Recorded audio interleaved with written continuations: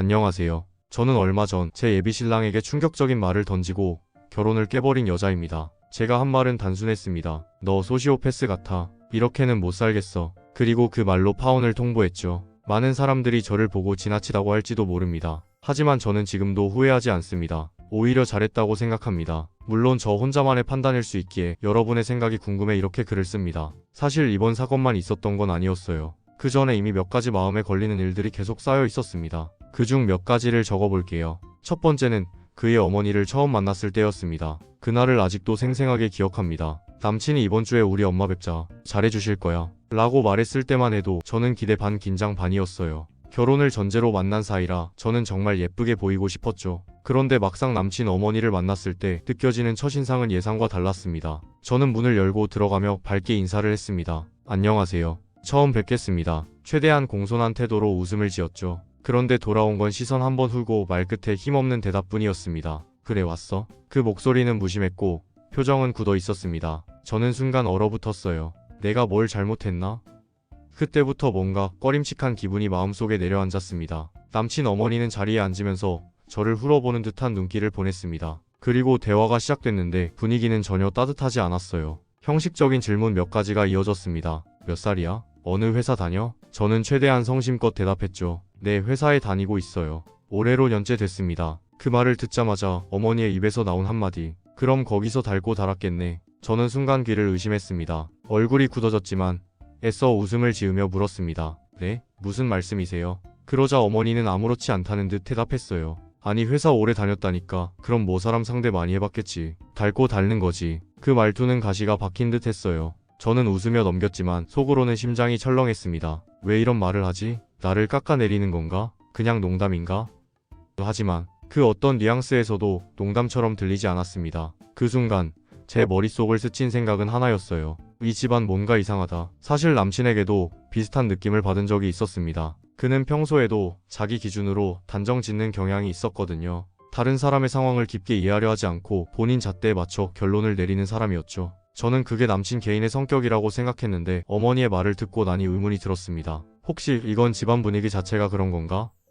그날 집을 나서면서 제 마음속에는 설명할 수 없는 꺼림칙함이 뿌리내리기 시작했습니다. 그 꺼림칙함은 결국 제 결혼을 뒤집는 결정적인 이유가 됐습니다. 남친은 본인이 돈을 잘 버는 것에 대해 유난히 자부심이 큰 사람이었습니다. 그 자부심은 말과 행동에서 고스란히 드러났어요. 솔직히 그 부분이 처음엔 매력으로 다가왔습니다. 그는 검소한 사람이었고 이 점이 제 마음을 끌기도 했어요. 허세 부리지 않고 물건을 살 때는 반드시 가격을 비교해보고 불필요한 소비는 하지 않는 남자. 요즘 같은 시대에 보기 드문 사람이잖아요. 그는 늘 자신의 경제적 능력을 강조했습니다. 나는 돈을 그냥 벌기만 하는 게 아니야. 굴릴 줄 알아. 이렇게 말하며 주식 어플 화면을 보여주곤 했죠. 어느 날은 자기 계좌를 열어 보이면서 이렇게 말했습니다. 봐, 이게 내가 취업하고 지금까지 모은 돈. 그냥 모은 게 아니야. 불린 거지. 그때 저는 솔직히 놀랐습니다. 나이에 비해 정말 많은 금액이었거든요. 그는 주식 투자에도 능숙했고 꾸준히 공부하며 돈을 불렸습니다. 단순히 돈을 잘 버는 게 아니라 돈을 관리하는 데도 철저했죠. 그런 부분은 저도 인정했습니다. 나이에 비해 돈도 많고 버는 돈을 허투루 쓰지 않고 더 나아가서 불려놓는 사람.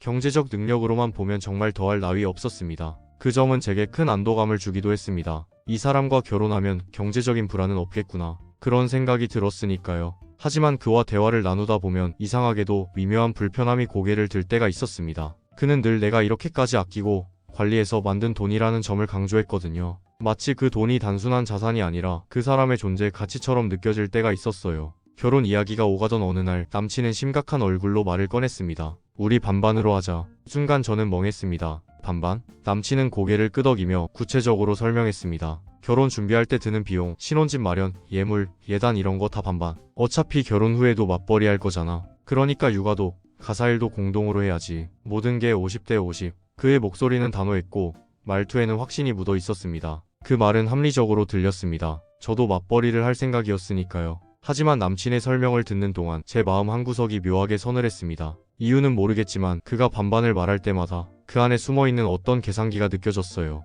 마치 사랑하는 사람과 함께 미래를 그리는 게 아니라 사업 파트너와 계약 조건을 조율하는 느낌이랄까요. 저는 속으로 중얼거렸습니다. 왜 이렇게 딱딱하게 들리지?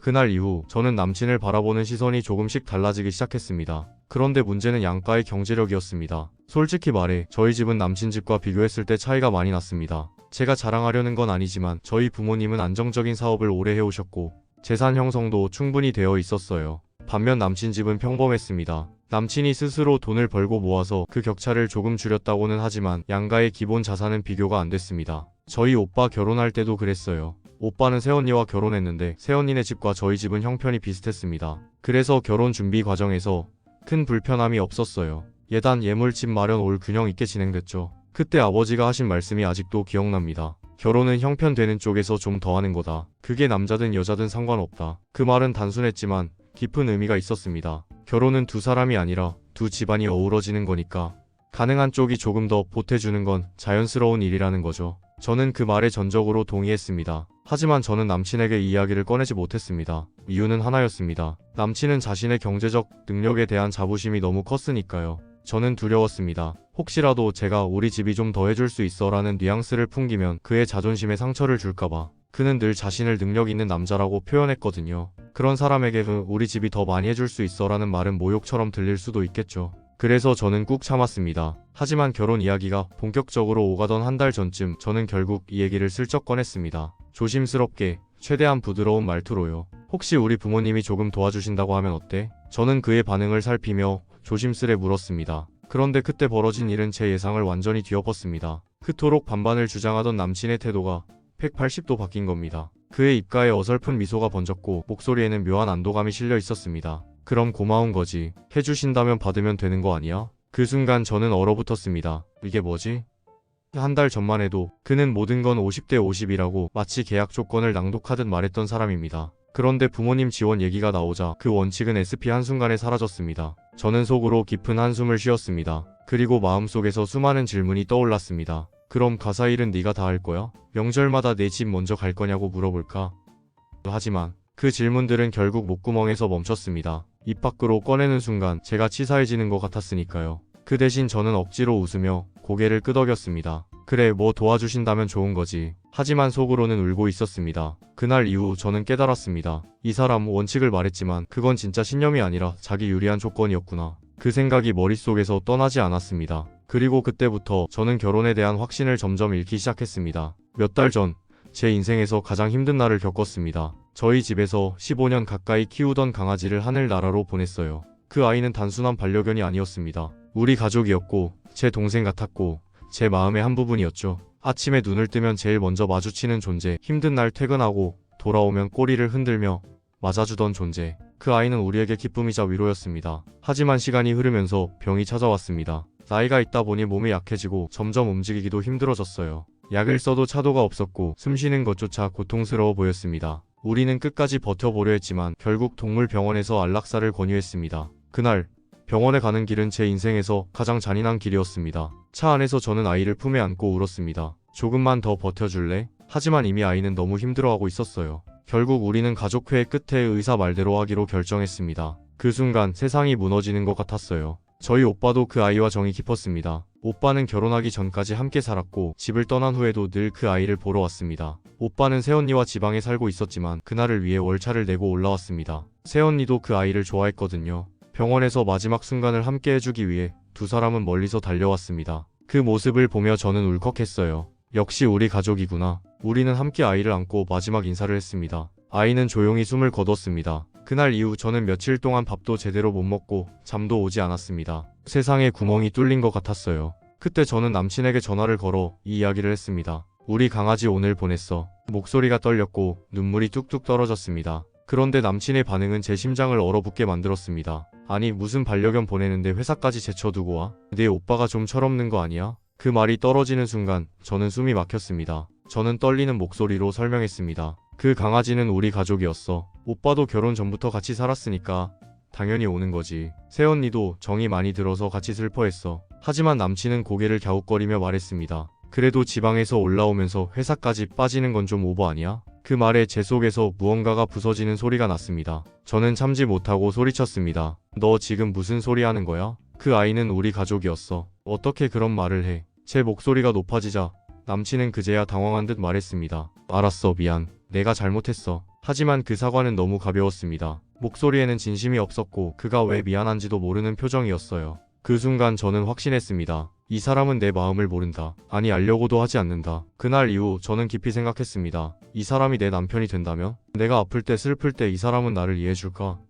그 답은 명확했습니다. 아니었어요. 그 순간부터 제 마음속에서 결혼이라는 단어는 점점 멀어지기 시작했습니다. 그리고 결국 저는 파혼을 결심했습니다. 남친과 저는 결혼 준비를 하면서 수없이 대화를 나눴습니다. 그 끝에 내린 결론은 저희 부모님의 지원을 최소화하는 것이었습니다. 아니, 정확히 말하면 안 받는 건 아니었지만 남친이 모은 돈과 제가 모은 돈의 차익만큼만 받기로 했죠. 저희 아버지는 강하게 말씀하셨습니다. 쪼들리게 시작하면 부부싸움만 는다. 시작할 때 편해야 돈도 모으고 행복하게 살 수 있다. 모자란 집값은 아빠가 보태줄게. 그 말에 제 마음이 흔들렸습니다. 아버지는 늘 현실적인 분이니까요. 하지만 저는 고개를 저었습니다. 이유는 하나였습니다. 남친의 자존심. 저는 그가 그동안 얼마나 반반을 강조했는지 알고 있었거든요. 그래서 저는 아버지께 이렇게 말했습니다. 아빠 괜찮아요. 저희가 할 수 있는 만큼만 할게요. 그리고 남친에게도 솔직히 말했죠. 아버지가 집값 보태주신다고 했는데 내가 거절했어. 네가 자존심 상할까봐. 저는 그 말을 하면서 남친이 조금은 고마워하리라 기대했습니다. 그런데 돌아온 건 예상 밖의 반응이었어요. 남친은 짧게 알겠어라고 했지만 그 표정은 좋지 않았습니다. 미묘하게 일그러진 입술, 살짝 굳은 턱. 저는 그때 속으로 생각했죠. 뭐지? 왜 이런 표정을 짓지? 그걸로 끝났다면 저는 아마 계속 결혼을 준비했을 겁니다. 하지만 진짜 문제는 그 다음이었습니다. 저희가 반반 결혼을 한다는 걸 뻔히 아는 상황에서 남친 어머니가 예단 이야기를 꺼냈습니다. 저는 순간 귀를 의심했습니다. 예단은 어떻게 준비할 거야? 그 목소리는 당연하다는 듯 들렸습니다. 저는 숨을 깊게 들이쉬고 남친에게 물었습니다. 이게 무슨 반반 결혼이야? 그때 남친은 태연한 얼굴로 이렇게 말했습니다. 그거야 우리 수입 차이가 있잖아. 길게 보면 내가 오히려 이득이야. 그 말을 듣는 순간 제 안에서 모든 끈이 끊어졌습니다. 이 사람은 결국 모든 걸 자기 위주로 생각하는구나. 저는 머릿속으로 그려봤습니다. 앞으로의 결혼 생활, 가사일, 육아, 돈. 그 모든 순간마다 이 남자는 득실을 계산할 거라는 생각이 스쳤습니다. 그리고 소름이 돋았습니다. 지난주 저는 정말 믿기 힘든 소식을 접했습니다. 우연히 인스타그램을 보다가 대학 시절 친했던 친구의 게시글을 본 거예요. 그 글에는 짧은 문장이 적혀 있었습니다. 오빠가 하늘나라로 갔습니다. 저는 처음에 눈을 의심했습니다. 몇 번이나 다시 읽었어요. 이게 무슨 소리지? 장난? 아니야, 장난일 리가 없지. 글 속에는 검은 리본과 함께 장례식장 위치가 적혀 있었습니다. 순간 제 심장이 철렁 내려앉았습니다. 손끝이 차가워지고 숨이 막히는 기분이었어요. 그 친구는 대학 시절 저와 정말 친하게 지냈습니다. 서로 챙기고 힘든 일 있으면 제일 먼저 연락하는 사이였죠. 시험 기간에는 도서관에서 함께 밤을 새우고 졸업 여행도 같이 갔습니다. 하지만 졸업 후에는 각자 바쁘게 살다 보니 연락이 줄어들었어요. 그래도 가끔 안부를 묻고 인스타 스토리로 서로의 일상을 확인하며 잘 살고 있구나 하고 안심하는 사이였죠. 그런 친구에게 이런 일이 닥치다니 믿을 수 없었습니다. 더 충격적인 건 친구 오빠의 죽음이었습니다. 아직 미혼이었고 젊고 건강했던 사람입니다. 교통사고로 세상을 떠났다고 했어요. 그 오빠는 저와도 안면이 있었습니다. 대학 때 친구와 함께 밥을 먹을 때 그 오빠가 계산을 하며 웃으며 이런 말을 했어요. 동생 친구니까 내가 잘 챙겨야지. 그때 느꼈던 인상은 정말 좋은 사람이었습니다. 자상하고 따뜻한 느낌이었죠. 그 기억이 머릿속을 스쳐 지나가자 눈물이 핑 돌았습니다. 그런 사람이 이렇게 허무하게 가다니. 저는 친구가 어떤 마음일지 감히 상상도 못했습니다. 저에게도 친오빠가 있거든요. 그 생각을 하니 더 가슴이 저렸습니다. 내 오빠가 갑자기 사고로 떠난다면 나는 살 수 있을까? 그 생각에 숨이 막혔어요. 저는 울면서 결심했습니다. 가야 해. 꼭 가야 해. 코로나 이후로 지인들이 상을 당했을 때 보통은 조의금만 보내고 멀리서 애도를 표했어요. 하지만 이번만큼은 그렇게 할 수 없었습니다. 이 친구에게만큼은 반드시 가야 했습니다. 남친에게 이야기를 하자 그는 잠시 고민하더니 같이 갈게라고 말했습니다. 그 한마디에 눈물이 또 났습니다. 장례식장으로 가는 길, 제 손은 떨리고 있었습니다. 차 안에서 몇 번이나 휴지로 눈물을 훔쳤는지 몰라요. 도착하자 장례식장은 슬픔으로 가득 차 있었습니다. 조문객들이 조용히 절을 하고 울음을 삼키는 소리가 들렸습니다. 그 분위기 속에서 저는 친구를 발견했습니다. 눈이 퉁퉁 부어 있더군요. 그 순간 제 발이 멈췄습니다. 너무 안쓰럽고 너무 미안했어요. 저는 친구에게 다가가 말도 못하고 그냥 안았습니다. 친구는 제 품에 얼굴을 묻고 울었습니다. 저도 함께 울었어요. 딱 한 번 본 친구 오빠였지만 그가 동생에게 얼마나 자상한 오빠였는지 제가 알고 있었기에 친구의 슬픔이 제 가슴을 찢었습니다. 그 순간 제 눈물은 멈출 수가 없었습니다. 내 일처럼 슬펐습니다. 아니 그 이상이었습니다. 친구 부모님은 뵙지 못하고 돌아왔습니다. 나중에 들으니 부모님은 충격이 너무 커서 조문객을 맞을 기력조차 없으셨다고 하더군요. 저는 그 이야기를 듣고 가슴이 철렁했습니다. 친구의 오빠를 잃은 슬픔도 너무 컸지만 부모님의 슬픔은 상상조차 되지 않았습니다. 그날 장례식장에서 저는 눈물로 지쳐 있었어요. 친구를 안고 한참 울고 나니 몸에 힘이 하나도 남지 않았습니다. 그때 친구가 제 손을 꼭 잡고 말했습니다. 고마워. 와줘서 정말 고마워. 근데 지금 상황이니까 이제 그만 가. 그 목소리는 떨렸지만 억지로 웃음을 짓고 있었습니다. 저는 친구가 걱정돼서 발이 떨어지지 않았습니다. 조금만 더 있어줄까? 하지만 친구는 계속 괜찮아. 진짜 괜찮아. 가도 돼. 라고 말했어요. 저는 결국 친구의 등 떠밀림을 받으며 장례식장을 나왔습니다. 밖으로 나오자 찬 바람이 얼굴을 스쳤습니다. 조금씩 정신이 돌아왔지만 마음은 여전히 무거웠습니다. 이런 날이 있다는 게 믿기지 않아. 그렇게 생각하며 남친 차에 올랐는데 그때 남친이 툭 던진 말이 제 가슴을 후벼 팠습니다. 근데 친구 부모님은 왜 인사 안 하셔? 예의가 없는 거 아니야? 순간 제 귀를 의심했습니다. 저는 고개를 돌려 남친을 바라봤습니다. 뭐라고? 남친은 태연하게 대답했습니다. 아니, 당연히 조문객한테 와줘서 고맙다고 인사해야 하는 거 아니야? 그 말을 듣는 순간 저는 멍해졌습니다. 이 사람은 지금 뭐라고 한 거지? 방금까지 내가 뭘 보고 왔는지, 뭘 느끼고 왔는지 하나도 모르는 거야?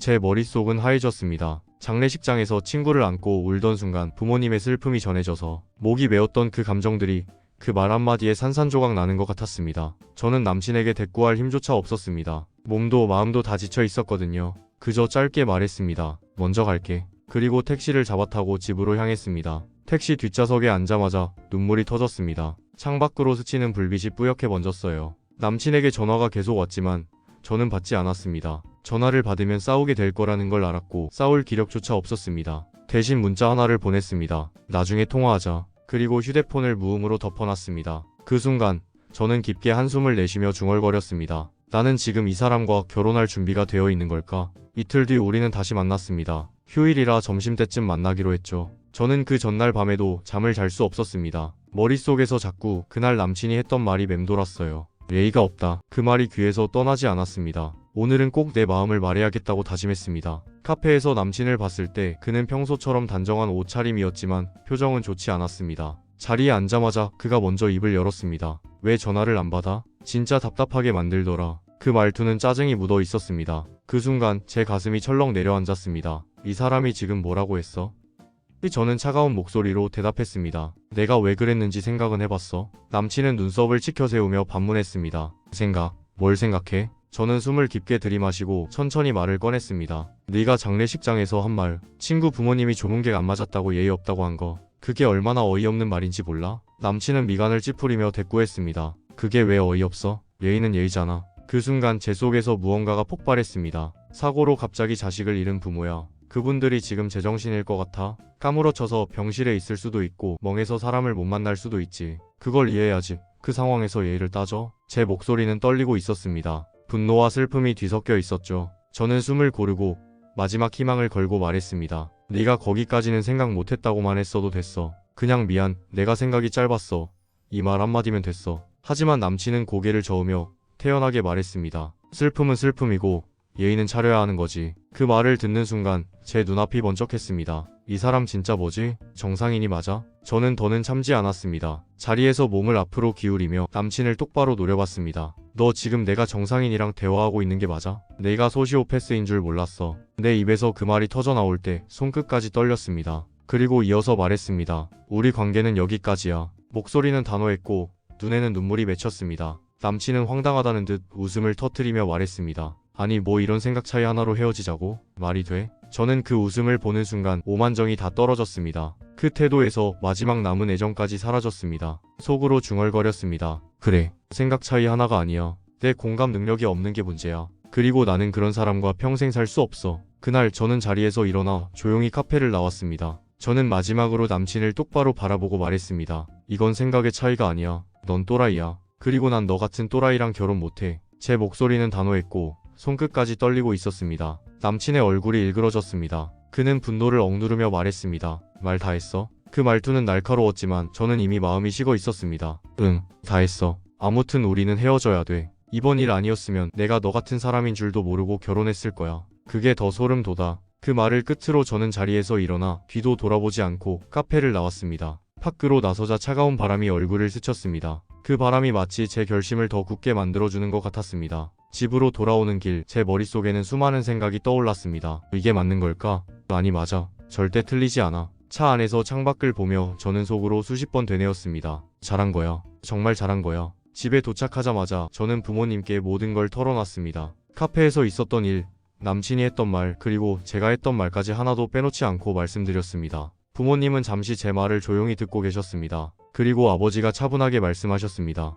내 판단을 믿는다. 결혼은 평생의 일이니까 너를 힘들게 할 사람이라면 지금 끝내는 게 맞다. 그 말에 제 눈가가 붉어졌습니다. 엄마는 제 손을 꼭 잡으며 말했습니다. 힘들었지? 하지만 잘했어. 엄마는 내 편이야. 그 순간 저는 울컥했지만 눈물을 꾹 참았습니다. 그날 밤 저는 휴대폰을 열었습니다. 남친에게서 메시지가 와 있었습니다. 내 말이 기분 나빴다면 미안. 저는 메시지를 읽고 피식 웃었습니다. 역시나 그 말 속에는 반성도 공감도 없었습니다. 그저 형식적인 사과, 아니 사과 흉내에 불과했죠. 그는 여전히 자기가 뭘 잘못했는지 모르는 겁니다. 그 사실이 오히려 저에게 확신을 줬습니다. 이 사람과는 끝내야 한다. 그래서 저는 마지막으로 답장을 보냈습니다. 이제 무슨 소리를 해도 우리는 끝이야. 휴대폰을 내려놓고 저는 깊게 한숨을 내쉬었습니다. 그리고 창밖을 바라보며 생각했습니다. 이런 경우에 예의를 운운하는 남자가 정상일까? 저는 제 선택이 틀리지 않았다고 믿습니다. 하지만 여러분은 어떻게 생각하세요? 제가 잘한 거 맞죠? 그걸 생각의 차이라고 말하는 남친의 말이 저는 지금도 소름 끼칩니다.